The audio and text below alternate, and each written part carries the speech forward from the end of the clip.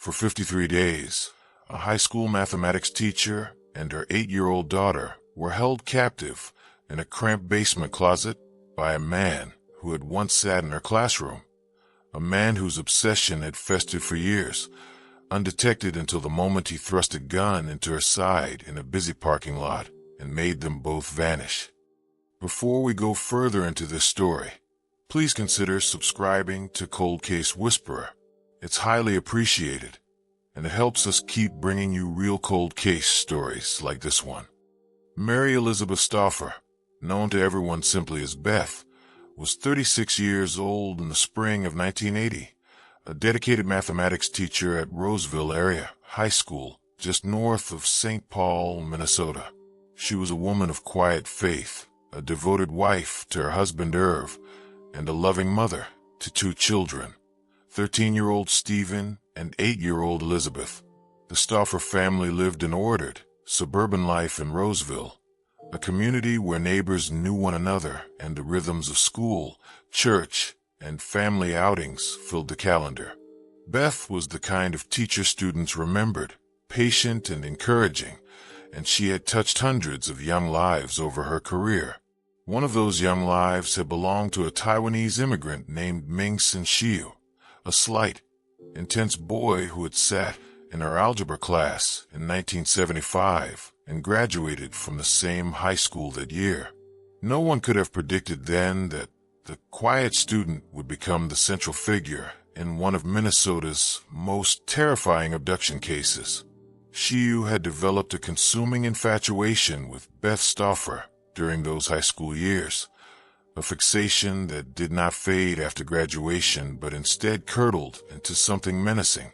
In the years that followed, he had already demonstrated a capacity for extreme violence. In 1975, the very year he left high school, Shiue had kidnapped and raped a 19-year-old woman at knife point. Despite the severity of the crime, the legal system treated him with extraordinary leniency.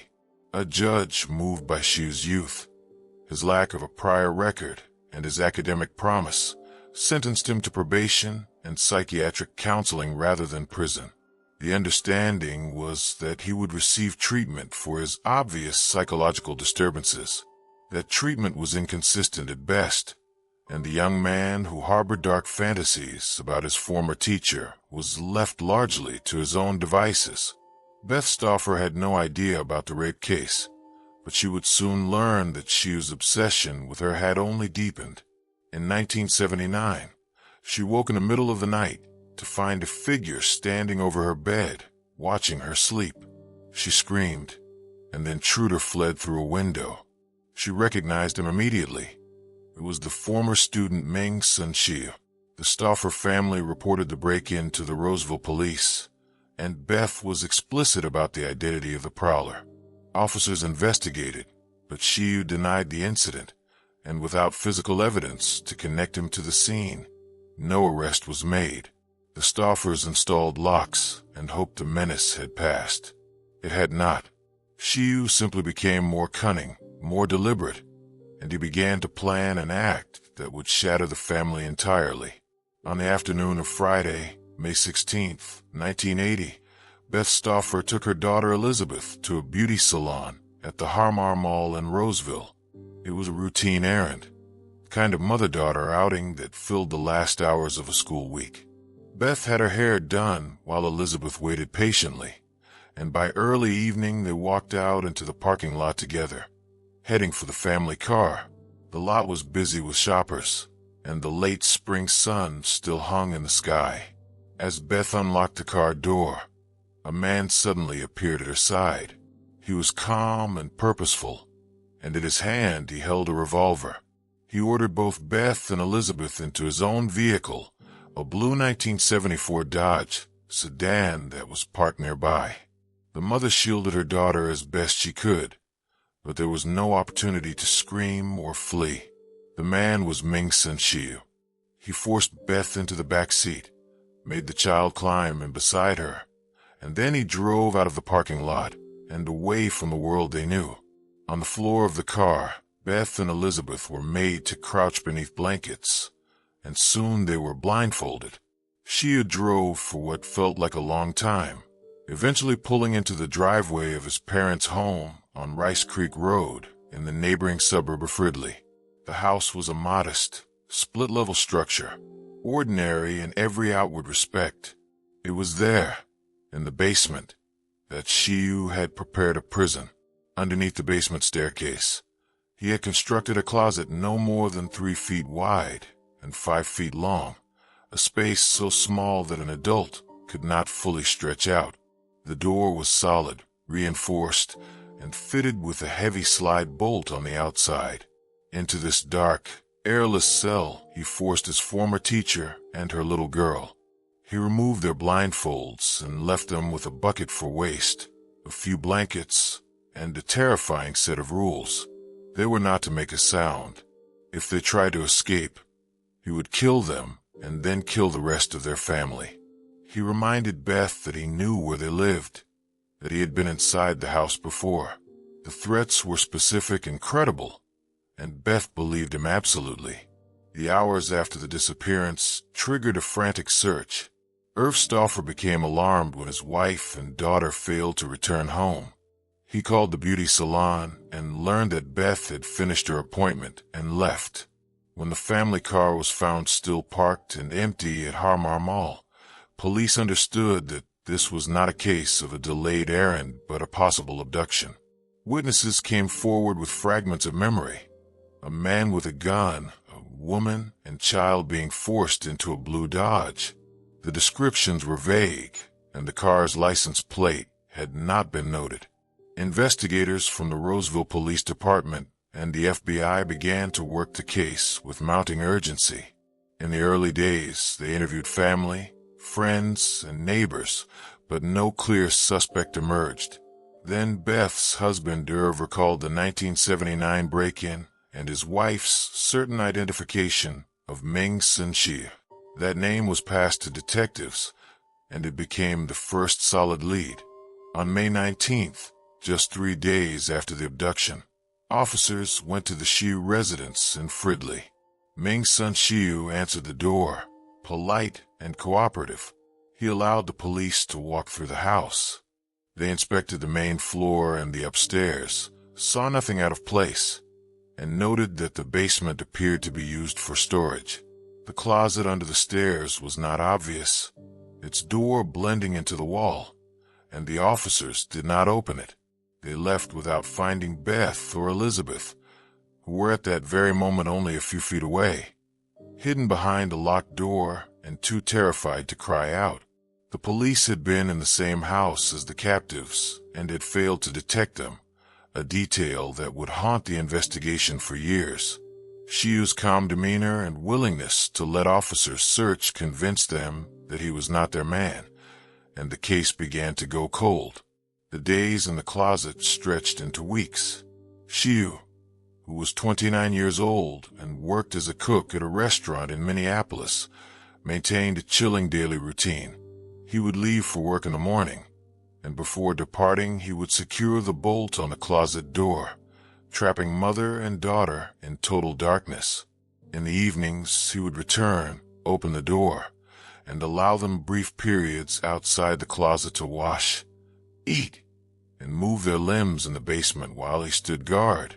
During those moments, Beth was subjected to repeated sexual assaults, attacks that she endured while her 8-year-old daughter was forced to sit nearby, unable to intervene.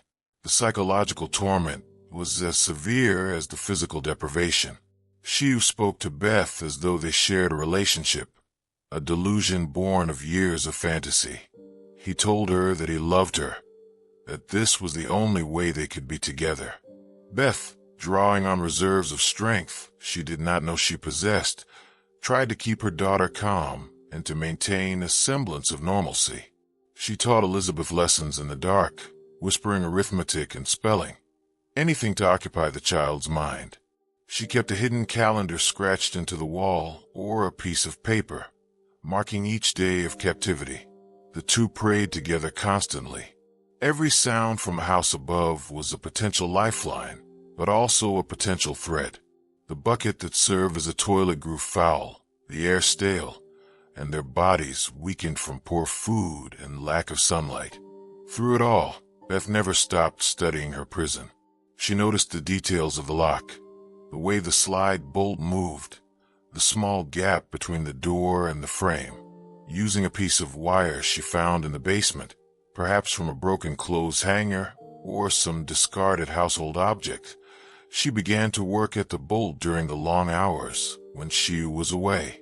It was delicate, painstaking labor, conducted in absolute blackness by sense of touch alone. The wire had to be slipped through the narrow crack, hooked around the knob of the bolt, and pulled sideways with enough force to slide it free. Beth's first attempts failed. Days turned into weeks, and the calendar in her mind counted past 40, then 50. Shiue grew increasingly volatile, his frustration mounting as his fantasy failed to materialize into the relationship he had imagined. Beth feared that he might kill them both rather than risk discovery.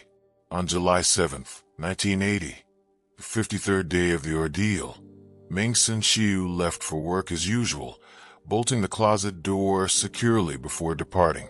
Inside the closet, Beth heard his footsteps recede, then the sound of the basement door closing, and finally the rumble of his car engine.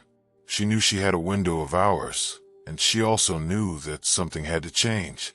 She took the piece of wire in her hands once more and began to work it through the crack, with a steadiness born of desperation. Elizabeth waited in the dark, scarcely breathing. For long, agonizing minutes, Beth manipulated the tool, feeling for the purchase on the bolt, her fingers cramping. Then, with a small metallic scrape, the bolt slid back. The door swung open. The two captives crept out of the closet into the basement, blinking in the dim light that filtered through small ground-level windows. They had no shoes, their clothes were filthy, and their bodies were emaciated. But they were free. Beth found a basement window and managed to push it open, then helped her daughter climb out into the daylight. Together, they stumbled onto the grass of the front yard and then onto Rice Creek Road, waving frantically at passing cars. A motorist saw them, a man who could scarcely believe the apparition of a frail woman and a child flagging him down. He stopped, pulled him into his vehicle, and drove immediately to the Fridley police station. The officers on duty were stunned when they recognized the names and realized that the missing Stauffer females, presumed dead by many, had been held just minutes away the entire time. Beth and Elizabeth were taken to a hospital, where they were treated for severe malnutrition, dehydration, and the psychological shock of prolonged confinement. The reunion with Irv and Stephen was an overwhelming flood of grief and relief. While the victims were being cared for, law enforcement moved with swift precision. Beth provided a full statement detailing the location of the house, the identity of her captor, and his place of work.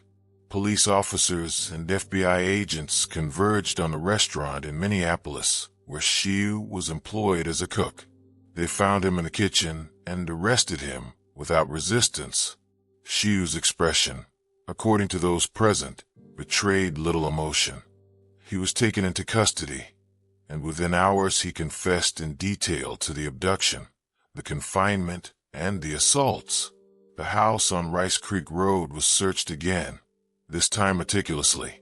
The closet under the stairs was photographed and measured, and the grim evidence of 53 days of captivity, the bucket, the blankets, the scratch marks on the wall, were all documented. The quiet suburb of Fridley, like the nation, recoiled at the revelation that such horror had been hidden in plain sight. If you have been following this story of endurance against unimaginable odds, we invite you to subscribe to this channel so you never miss a documentary that honors the resilience of those who survive. Now, with Ming and Shiue in custody, the focus turned to the criminal justice system that had once let him walk free. The trial of Ming and Shiue began in early 1981 in Ramsey County District Court, drawing intense media attention. Shiue was charged with multiple counts of kidnapping, first-degree criminal sexual conduct, and assault. The prosecution, led by the county attorney, presented a case that was as straightforward as it was harrowing. Beth Stauffer took the stand, and in a voice that never wavered, she described every detail of the 53 days she and her daughter had endured. She identified Shiue in the courtroom, recounting the moment of the abduction, the closet, the assaults, and the threats. Her testimony was corroborated by the physical evidence from the basement, the calendar she had kept, and the confession that Shiue had given to authorities. The defense entered a plea of not guilty by reason of insanity, arguing that Shiue suffered from a severe personality disorder that rendered him incapable of controlling his impulses or understanding the wrongfulness of his actions. Psychiatric experts testified on both sides, dissecting his history of obsessive fantasies and his 1975 rape of the 19-year-old woman, a crime that had been introduced to demonstrate a pattern of violent behavior. The jury was tasked with weighing the medical testimony against the methodical planning Shiue had shown, the construction of the closet, the careful ruses he used to evade police, and his calm conduct during the crime itself.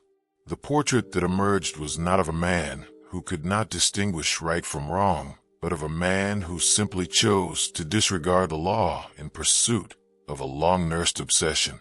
On February 13, 1981, after deliberating for a relatively short time, the jury rejected the insanity defense and found Ming and Shiue guilty on all counts. At sentencing, the judge imposed a term of life imprisonment, reflecting the gravity of the crimes and the terror inflicted upon Beth and Elizabeth Stauffer. Shiue was transferred to the Minnesota Correctional Facility in Stillwater to begin serving his sentence. The courtroom outcome, however, could not undo the profound sense of institutional failure that shadowed the case. Investigative reports and public hearings soon exposed the tragic chain of events that had allowed a known violent offender to remain free. After Shiue's 1975 rape conviction, the judge who granted him probation had done so with the stipulation that he receive intensive psychiatric therapy. Records showed that the therapy was sporadic and inadequately supervised. Shiue had missed appointments, and no one in the probation system had flagged the escalating danger. When Beth Stauffer reported the 1979 home intrusion, the Roseville police were unable to build a prosecutable case, but no deeper look was taken into Shiue's background, and no one connected the prowler to the convicted rapist. The case became a catalyst for legislative reform in Minnesota. Lawmakers tightened sentencing guidelines for violent sexual offenders, and procedures for probation supervision were overhauled. The Stauffer case was cited repeatedly in debates about victims' rights and the need for a more coordinated response to stalking and domestic threats. Beth Stauffer herself, though intensely private by nature, gradually became a powerful voice for change. She spoke to community groups, participated in victim advocacy panels, and eventually co-wrote a book about her experience, a volume that chronicled the ordeal and the spiritual strength she credited with saving her life and that of her daughter.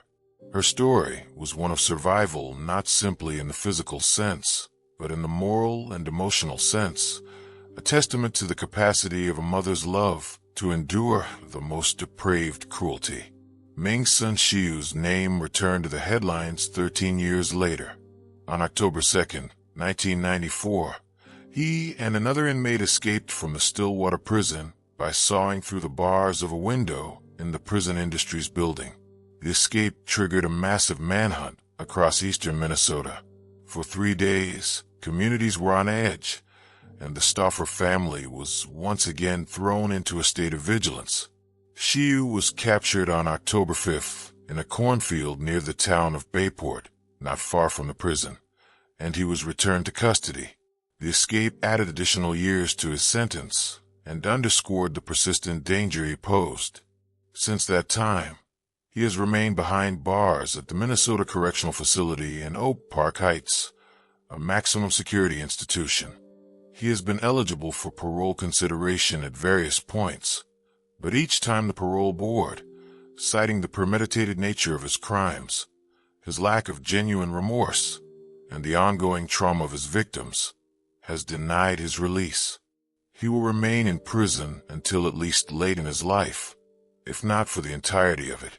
Elizabeth Stauffer, the little girl who spent her 8th year in a basement closet, grew into a woman who, like her mother, has exemplified quiet resilience. The Stauffer family as a whole rebuilt their lives around the principles of faith and service that had anchored them before the nightmare began. Irv Stauffer stood steadfastly by his wife and children throughout the years of recovery. The community of Roseville, too, was deeply marked by the event. For those who lived there in 1980, the memory of the two figures emerging from captivity on Rice Creek Road has never fully faded. It became a local parable about the hidden dangers that can exist behind the most ordinary facades, and about the failure of systems meant to protect the innocent.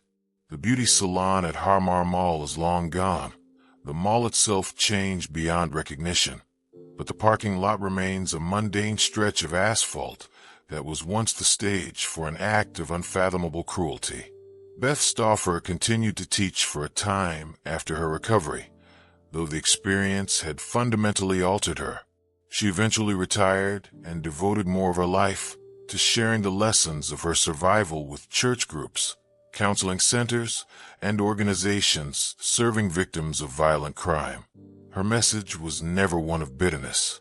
She spoke, instead of the small choices made in darkness that add up to deliverance, of the importance of holding on to hope even when every physical sense argues against it. She and her daughter did not merely wait for rescue. They actively worked toward their own freedom, using a scrap of wire and an unbroken will. That detail, the piece of wire manipulated by fingers that could barely function after weeks of malnutrition, remains one of the most remarkable elements of the case. It is a detail that captures the essence of the story. Imprisonment reduced to its most brutal physical form, and yet defeated by patience, love, and an unyielding refusal to surrender. In a world that often seems overwhelmed by randomness and cruelty, the story of Beth Stauffer and her daughter stands as an enduring reminder that even the darkest closet can be opened from the inside. The two survivors stepped out of that basement into a summer afternoon in 1980 and into a lifetime of bearing witness to the strength of the human spirit, a strength that no captor could ever extinguish.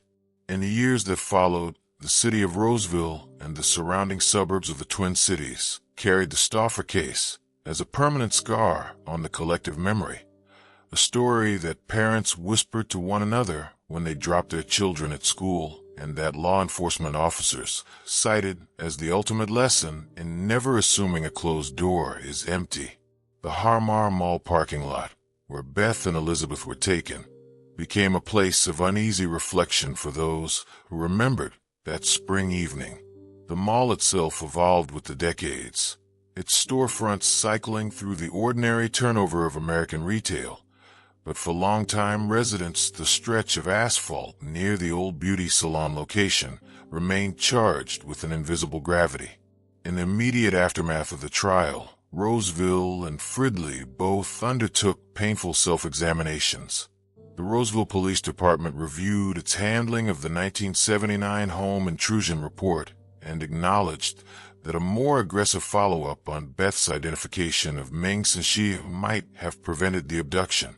The Fridley Police Department, whose officers had walked through the Shiue residence in May of 1980 and left without finding the closet, revised its protocols for missing person searches and warrantless consent searches of private homes.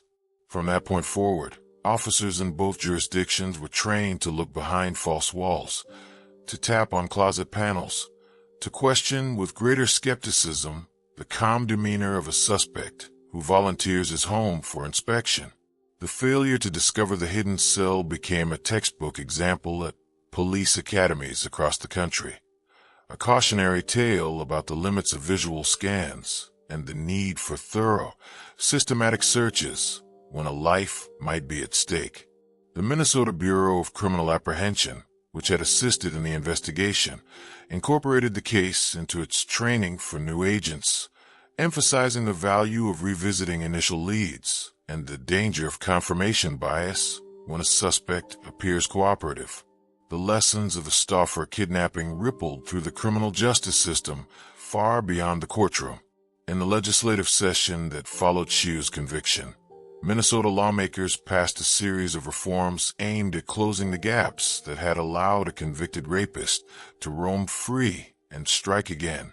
Probation supervision for violent offenders was tightened, with mandatory reporting requirements and stricter consequences for missed therapy appointments.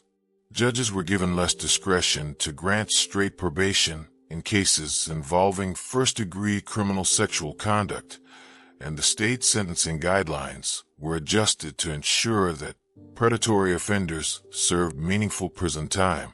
Beth Stauffer herself, though she had never sought the public stage, found that she could not remain silent when her voice carried the power to change laws and save lives. She began to speak at community halls, church gatherings, and legislative hearings, her soft-spoken but unflinching testimony moving audiences to tears and, more importantly, to action. She worked closely with the Minnesota Coalition Against Sexual Assault and other victim advocacy organizations, helping to draft and support bills that expanded victims' rights and funded support services. Her face and her story became synonymous with the argument that the system must do better, not in the abstract, but in the concrete details of how a probation officer checks a file or how a judge weighs a psychological evaluation. The Stauffer family's recovery was a private, painstaking journey that unfolded in the modest homes and sanctuaries of Roseville. Irv Stauffer, a man of steady temperament and deep faith, became the anchor for his wife and children in the months and years after the escape. The family returned to their house, but the sense of violation that had begun with the 1979 break-in and culminated in the kidnapping never fully left the walls. Friends from Calvary Baptist Church, where the Stauffers were active members, formed a protective circle around the family, bringing meals, watching the children, and allowing Beth and Irv the space to heal. Beth leaned heavily on her Christian faith, finding in scripture and prayer the language to process what had happened to her body and her mind. She often described her captivity as a crucible that stripped away every comfort and left only the bare essence of her relationship with God and with her daughter. The small rituals of teaching Elizabeth arithmetic in the dark, reciting Bible verses from memory, and silently marking the days on a hidden scrap of paper became, in her retelling, acts of spiritual defiance against a captor who wanted to erase their humanity. That perspective did not come easily or quickly. It was forged in countless hours of counseling and in the quiet, late-night conversations between a husband and wife who had been torn apart by trauma and were determined to weave themselves back together. Elizabeth, the child who had spent her 8th birthday in a closet, grew up with a mother who was both a survivor and a symbol. The weight of that public identity was not always easy for the girl, who, like her mother, just wanted to be normal. She returned to school, made friends, and gradually reclaimed the childhood that had been interrupted by violence.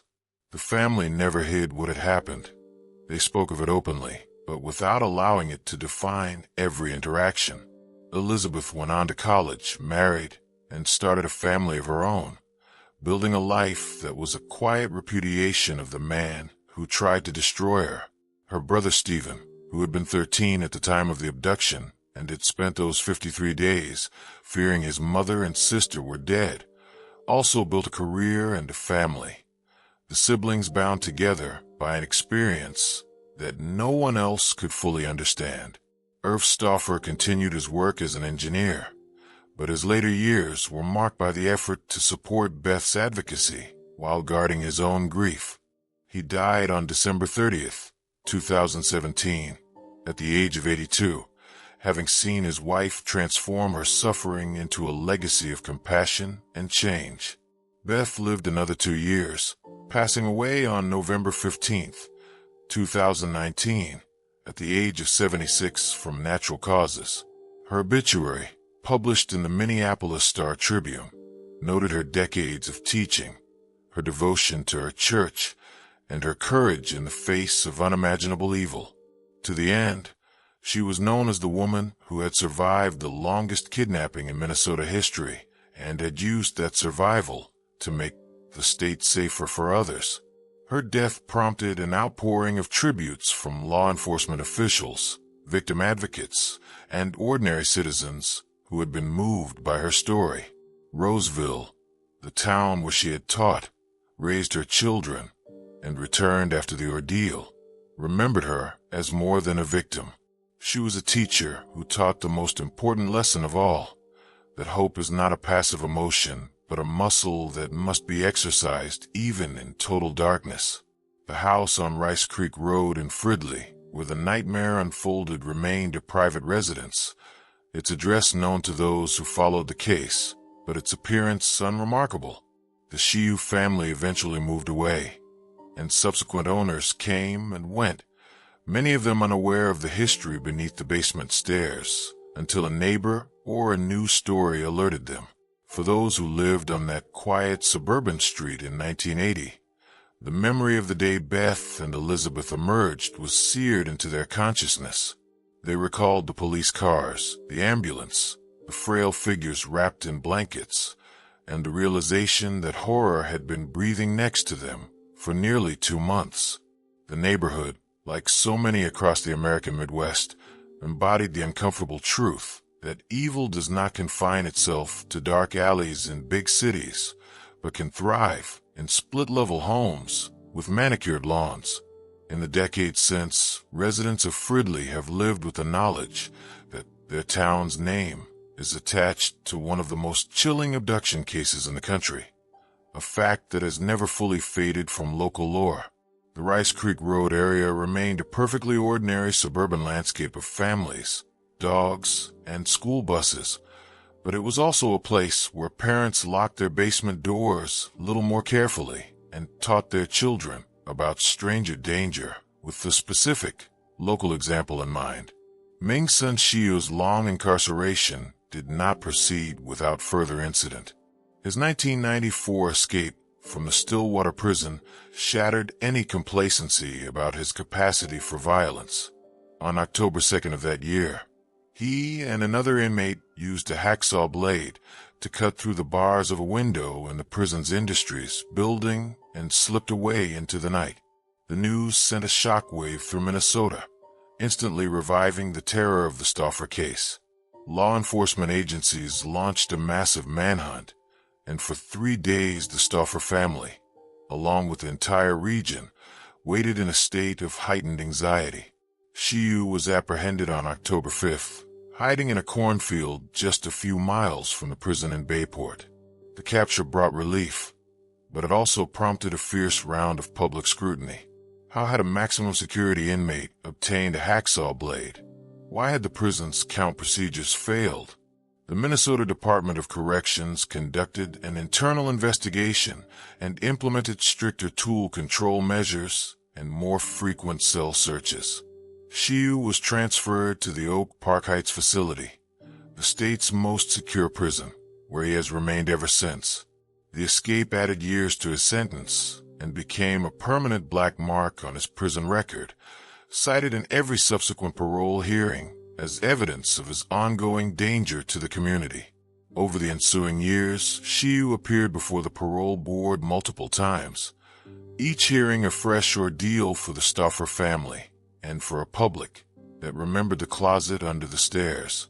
In 2010, 2015, and again in 2021, the board unanimously denied his release, emphasizing the heinous, premeditated nature of his crimes, his history of escape, and the lasting psychological damage inflicted on his victims.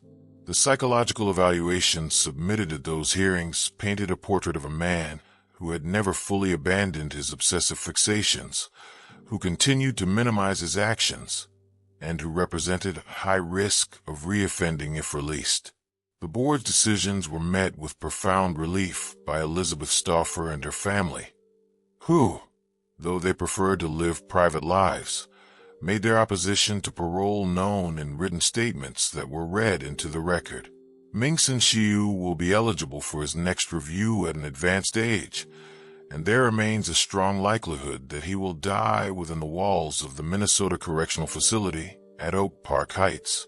The long shadow of the case fell also upon the institutions that touched the Stauffer story.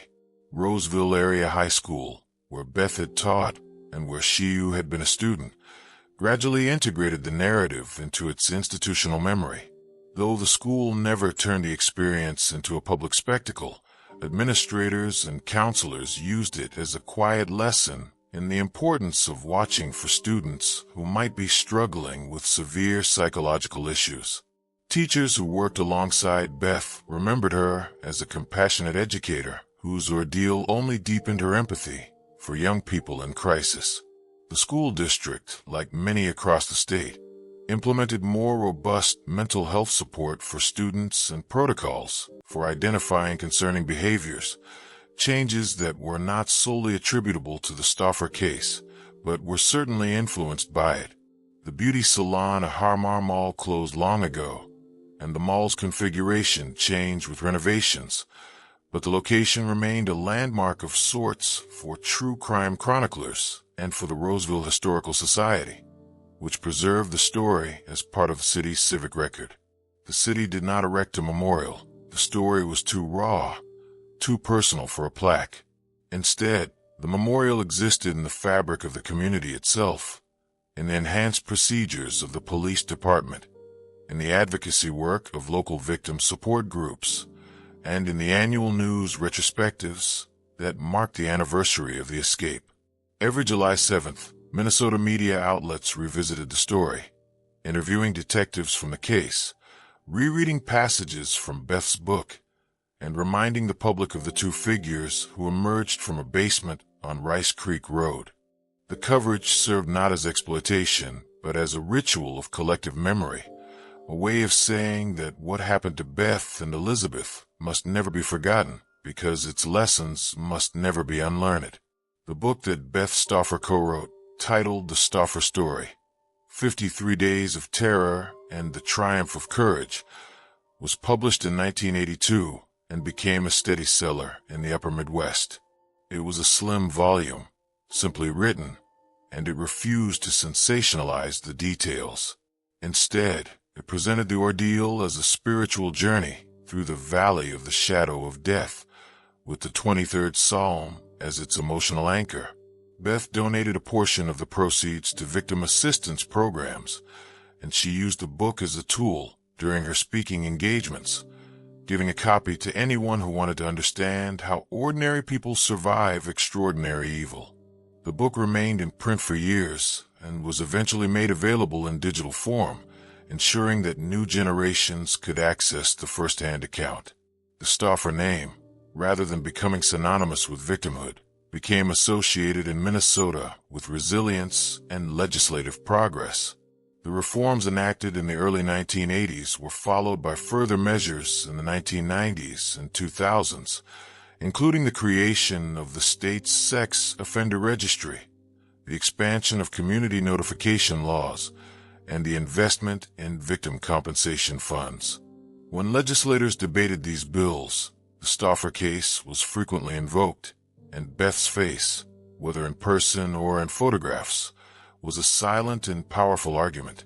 In Roseville, a city of roughly 35,000 people just north of St. Paul, the community moved forward while holding the story close. Neighbors who had searched for the missing mother and daughter in 1980 grew old and told their grandchildren about the time when evil came to their quiet town and was defeated by a piece of wire and an unbreakable will.